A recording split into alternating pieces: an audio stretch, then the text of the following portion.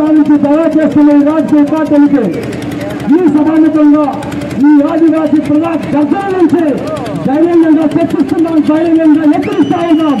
తప్పనిసరిగా ఏదైతే ఈ శ్రీకాకుళం జిల్లాలో పెంచుకోవడానికి చెప్పుకుంటున్న వారు లేరు, వ్యక్తి కులస్తులుగా ఉన్నటువంటి వారందరూ కూడా పెంచుకోవడానికి సాయం చేయడానికి ప్రయత్నం చేస్తూ ఉన్నారు. ఈ రోజు 27 రోజులుగా నేను పెంచుకోవడానికి చెప్పుకుంటూ ప్రయత్నిస్తాం.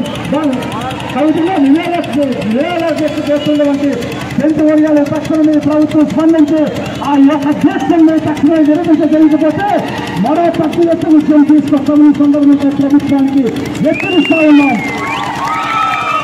ఈరోజు ప్రతి ఒక్క యువత కూడా ఆలోచింప చేసుకోవాలి. ఏదైతే మనకి రిజర్వేషన్ 6% రిజర్వేషన్ ఉందో ఈ యొక్క 6% రిజర్వేషన్ కూడా మనం లక్ష్యానికి ప్రభుత్వం స్పందిస్తూ ఉన్నాయి. ఈ ప్రభుత్వాలు దోచుకోలేని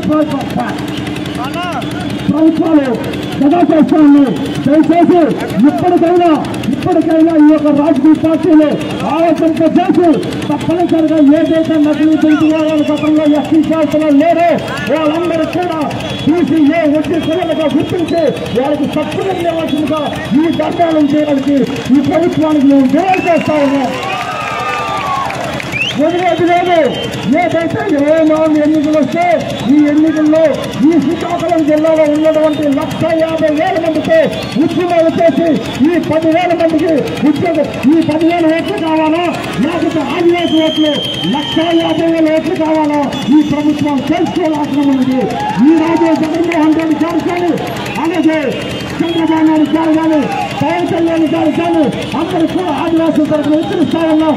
ఏదైతే ఆదివాసులకు అన్యాయం చేయాలో ఆలోచన చేస్తే తప్పనిసరి కూడా మీకు రాజకీయ భవిష్యత్తు లేకుండా ఆదివాసులు చేస్తారని కూడా ఈ సందర్భంగా తెలియజేస్తా ఉన్నాం.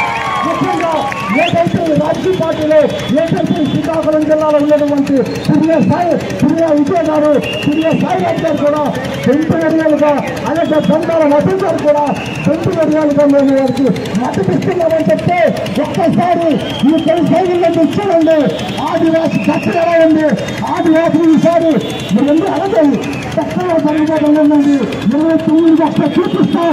శ్రీకాకుళం జిల్లాలో 150,000 మందితో ధర్నా చేసి ఈ యొక్క భవిష్యత్తు ప్రభుత్వానికి చెప్పేంత వరకు ఆదివాసులు అంతగా ఉద్యమం చేస్తారని కూడా ఈ సందర్భంగా తెలియజేస్తా ఉన్నాం.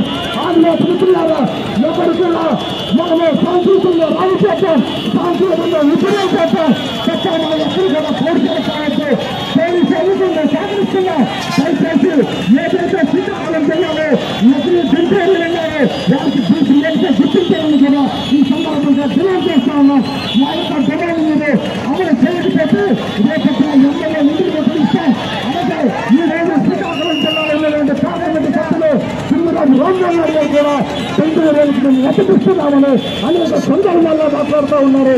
దయచేసి ఇప్పుడు కూడా రాజకీయ అతీతంగా ఆదివాసులంతా ఉద్యమాలు చేస్తాం. మా యొక్క ఆదివాసి అస్తిత్వాన్ని కోసం కాపాడుకోవడం కోసం మేమంతా కూడా ముందుకొచ్చి ధర్నాలు చేసి మా యొక్క అస్తిత్వాన్ని కాపాడుకోవాలని కూడా ఈ సందర్భంగా మీ అందరి ముందు తెలియజేస్తా ఉన్నాం. ఎక్కడ కూడా మేము తగ్గేది లేదు. మేము ఎక్కడ కూడా ఆదివాసులు తగ్గేది లేదు. తగ్గుతామా? ఆదివాసుల కోసం ప్రాణాలను అర్పిస్తాం. మా యొక్క రిజర్వేషన్ కాపాడుకుంటామని కూడా ఈ సందర్భంగా తెలియజేస్తుంటే ఈ యొక్క అవకాశం ఇచ్చినటువంటి పలాస యొక్క క్రీడలు కూడా మరో ఒకసారి పేరు పేరు ఉద్యోగాలు తెలియజేసుకుంటూ సెలవు తీసుకుంటున్నాను. ఒక్కసారి జై ఆదివాసి. ఇలాగైతే ప్రభుత్వాలకు కాదు కదా పక్కన ఉన్న సీట్ అప్పుడు రాజకీయాలు వినదు. ఒకసారి జై ఆదివాసి, జై ఆదివాసి. నకిలీ పెంచు వాళ్ళ జాబితాలో చేర్చరాదు, నకిలీ పెంచు వాళ్ళ జాబితాలో చేర్చరాదు. జై ఆదివాసి. మనకు రాజకీయం కావాలా, పార్టీ కావాలా? జాతి కావాలా, పార్టీ కావాలా? పార్టీ కావాలా, జాతి కావాలా? జాతి కావాలా, పార్టీ కావాలా? మనకందరూ కావాల్సింది జాతి, పార్టీ కాదు. పార్టీ ఈ రోజు ఉంటుంది, రేపు పోతుంది. జాతి అనేది తరతరాలు ఉంటుంది. మనం జాతి కోసం పోరాడదాం, జాతి కోసం నిలబడదాం, జాతి హక్కుల కోసం, రిజర్వేషన్ కాపాడు కోసం ప్రాణ త్యాగం సిద్ధమవుదాం. జై ఆదివాసి, జై ఆదివాసి.